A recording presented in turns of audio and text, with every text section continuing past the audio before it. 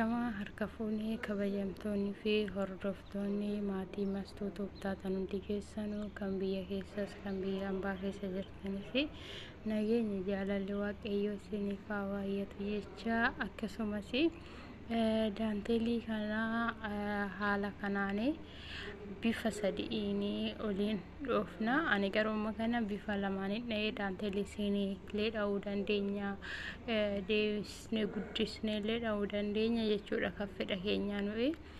Saniifwan immoo daanteeluma isinii tan'aa jedhee tananii amma kana jahaanan dha'ee fakkeenya fi luka isaa jalaa asii akkana afuriin goonee deebisee bixxileen akkana 16 sinii tokko shaffanan jira garuu 16 waliin dhoofnamee isiniin jedha. Bifa kana diimadha, adiidha, gurraacha kanaan jechuudha. Akkasumas ka numa waliin turaa isiniin jechuu jaaladha. Duraan dursinee bifa gurraachaan ni jammarra akkanatti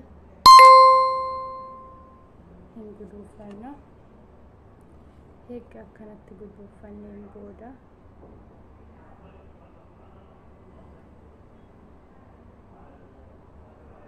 gisee tokko akkana hin godhanna. Tokko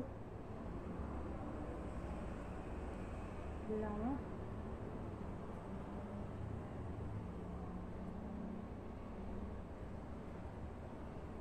kaza tokko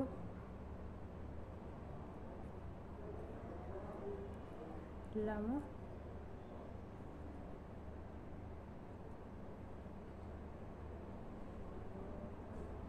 tokko lama ammas tokko lama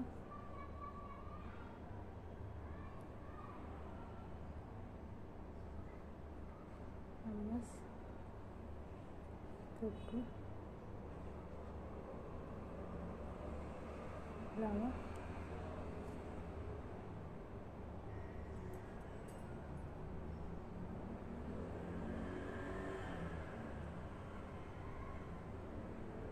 tokko lama. Amma kana jaadhoofni jirra. Amma dammoo tokko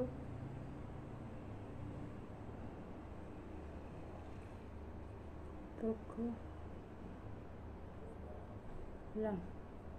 Kana maal goona eessa waraannanna dhufneeti jidduu kana keessa akkanatti waraannanna jechuudha. Kaazaan itti qibbicha gadi godhanii raawwanne yoo barbaadan irras deebitanii akkanatti waraannachuu hin dandeechu. Kaazaan ammas tokko lama. Ammas dhufnee bakkee kana qixxee kana keessa fudhanna jechuudha. Akkanatti gadi ammas waraannanna. Kazaan akkanuma gochaa guddisaa keenya deemna jechuudha. Laala amma gurraacha waliin ga'ee jira.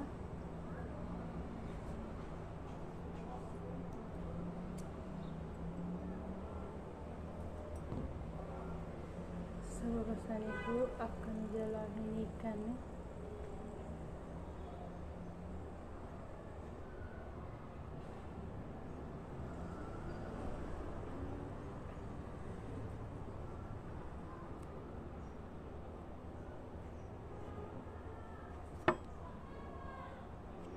Kanaafuu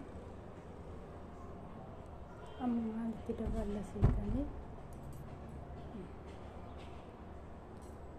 diimaa kana itti daballa jechuudha.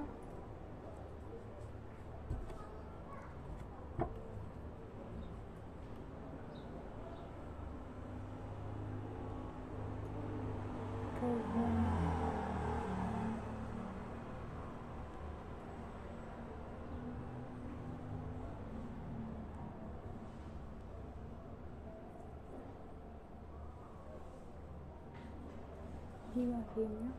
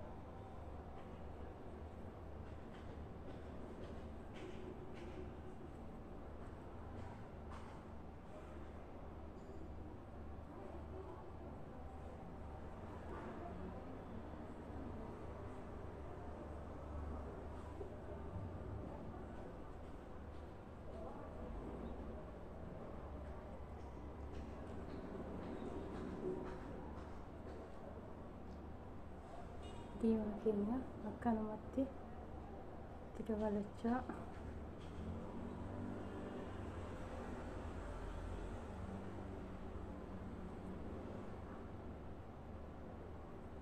deemna jechuudha.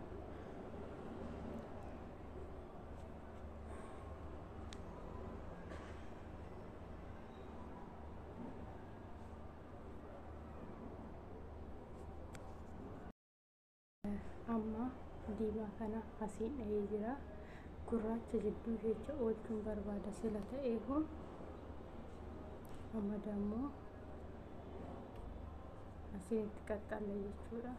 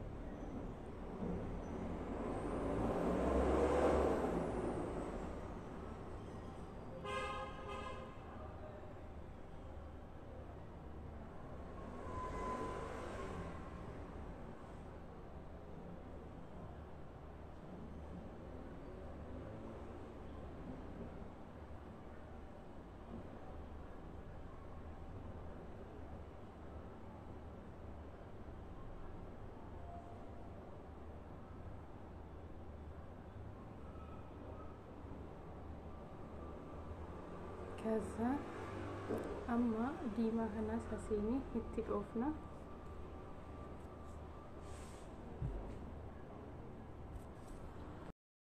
amma akkanatti dhoofnee jirra. Egaa akkanatti dhoofnee raafannee amma immoo adiidhaan dhoofna jechuudha.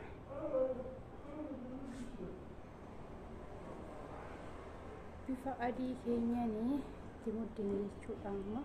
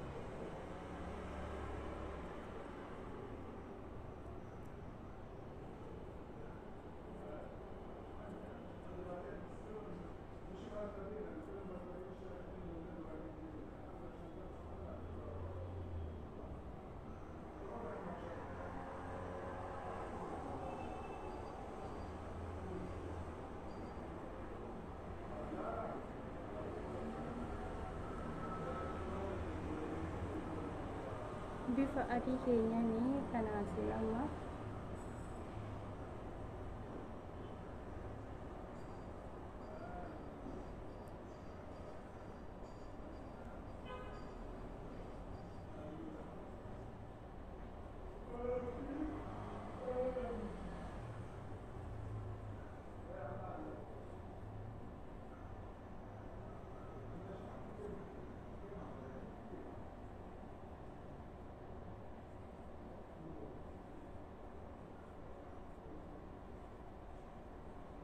bifa adii keenya akkanatti cufachaa adeemna jechuudha.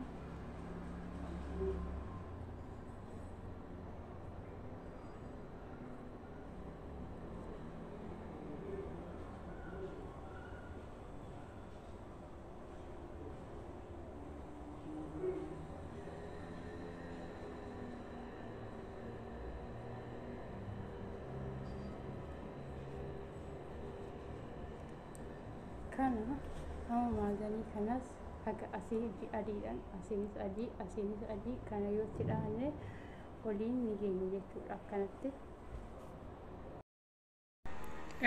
akkasumas kunooti hojjedhee xumuree jira jechuudha. Akkasii isiniin jedha hordoftoonni fi kabajamtoonni maatii Mastuutuu taatan hundi keessanuu kan biyya keessas kan biyya hambaa keessa jirtanis nageenyi jaalalli hararii waaqayyoo bakkaa fi haala isinirra jirtanitti isiniif haa baay'atu isiniin jedha uummata qashtii. Akkasumas wanta barbaada irratti shaffanachuu ni dandeessu jechuudha.